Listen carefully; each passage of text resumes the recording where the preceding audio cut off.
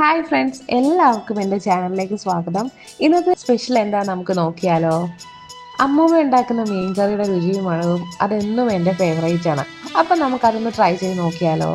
മൺചട്ടി നല്ലപോലെ ചൂടായതിനു ശേഷം കുറച്ച് വെളിച്ചെണ്ണ ഒഴിക്കുക. വെളിച്ചെണ്ണ ചൂടായി കഴിയുമ്പോൾ അതിലേക്ക് നമുക്ക് ഉലുവയിടാം. സാധാരണ ആൾക്കാർ ഉലുവയിടും, അതേപോലെ തന്നെ കടുക് പൊട്ടിക്കുകയും ചെയ്യും. ഞാനിപ്പോൾ കടുക് ഇടുന്നില്ല. പിന്നെ ഉലുവ ഇപ്പോൾ ഇടണമെങ്കിൽ ഇപ്പോൾ ഇടാം, അല്ലെങ്കിൽ നമുക്ക് ലാസ്റ്റ് ആണെങ്കിൽ ഉലുവ ചേർക്കാം. ഉലുവ കൂട്ടി കഴിയുമ്പോൾ നമുക്ക് ഇഞ്ചി വെളുത്തുള്ളി ചതച്ച് അതിലേക്ക് ഇടാം. അതിൻ്റെ ഒപ്പം തന്നെ കറിവേപ്പിലയും പച്ചമുളകും കൂടെ നമുക്ക് ഇട്ട് വഴറ്റിയെടുക്കാം. അപ്പോൾ ഇതൊരു ചെറിയൊരു ബ്രൗൺ ഷെയ്ഡൊന്നും എത്തണ്ട. അതിന് മുന്നേ തന്നെ നമുക്ക് കുറച്ച് ചെറിയുള്ളി അരിഞ്ഞ് വെച്ചത് ഇടാം. അപ്പോൾ ചെറിയുള്ളി എന്ന് പറയുമ്പം നമുക്ക് കുറച്ചും കൂടി ടേസ്റ്റ് കിട്ടാൻ ചെറിയുള്ളി ആയിരിക്കും നല്ലത്. സവോള ഇടുന്നവരും ഉണ്ട്, പക്ഷേ സവോളയെക്കാട്ടിലും കൂടുതൽ ടേസ്റ്റ് വരുന്നത് ചെറിയുള്ളി ആയിരിക്കും. നമുക്ക് കൊഴുപ്പും കിട്ടും. അപ്പോൾ ചെറിയുള്ളി ഇടുക, നന്നായി വഴറ്റി വരിക. രണ്ടും അടുക്കി പിടിക്കാതെ നോക്കണം കേട്ടോ. നമുക്ക് കുറച്ച് ഉപ്പും കൂടി ഇടാം. കുറച്ചിട്ടാൽ മതി, കാരണം നമുക്ക് പിന്നീട് നോക്കിയിട്ട് വീണ്ടും ഇടാവുന്നതാണ്.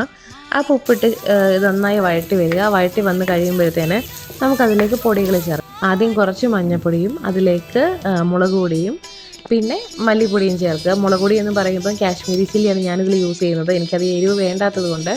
പിന്നെ എരിവ് വേണ്ട ആൾക്കാരാണെന്നുണ്ടെങ്കിൽ അതിലേക്ക് കുറച്ച് നോർമൽ ചില്ലി പൗഡറും കൂടി ഇട്ടാൽ മതി.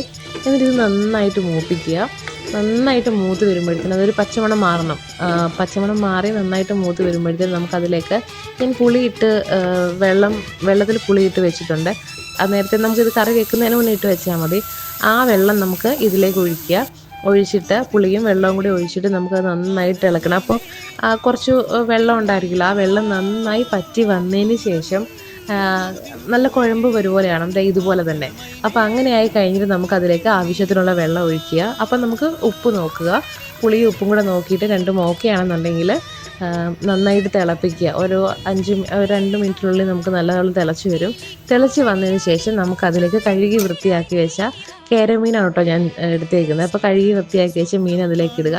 മീനിട്ട് 5 മിനിറ്റ് കഴിഞ്ഞ് വലിയ തീയിൽ ഒരു 5 മിനിറ്റ് വെക്കുക. അത് കഴിഞ്ഞിട്ട് നമുക്ക് തീ കുറച്ചിട്ട് ഒരു 10 മിനിറ്റ് അടച്ചു വെച്ച് വേവിക്കുക. അടച്ചു വെച്ച് വേവിച്ച് ഒരു 10 മിനിറ്റ് ആകുമ്പോഴും നമുക്ക് ഏകദേശം ആ മീൻകറി ഒന്ന് കുറുകി വന്നിട്ടുണ്ടാവും കേട്ടോ. അപ്പം നമുക്ക് അടപ്പ് തുറന്ന് നോക്കാൻ കുറുകിയിട്ടുണ്ട്. ഇപ്പം നമ്മുടെ മീൻകറിയുടെ അവസ്ഥ എന്താണ്. അപ്പോൾ അടപ്പ് തുറന്ന് നോക്കിയിട്ട് ഏകദേശം ഇതിപ്പോൾ കുറുകിയിട്ടുണ്ട് കേട്ടോ. അതിലേക്ക് നമുക്ക് കുറച്ച് പച്ച വെളിച്ചെണ്ണയും കറിവേപ്പിലയും കൂടി എടുക്കുക. പിന്നീട് നമുക്ക് ഒരിക്കലും തവിയിട്ട് ഇളക്കാൻ പാടില്ല കേട്ടോ. ഇളക്കിയാൽ നമുക്ക് മീൻ പൊടിഞ്ഞു പോകാൻ ചാൻസ് ഉണ്ട്. അപ്പോൾ എന്താ ചെയ്യുക, നന്നായിട്ട് ഇത് ചുറ്റിച്ചിങ്ങെടുക്കുക.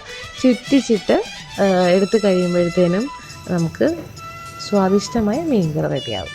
അപ്പോൾ എല്ലാവരും ഒന്ന് ട്രൈ ചെയ്ത് നോക്കണേ. Thank you.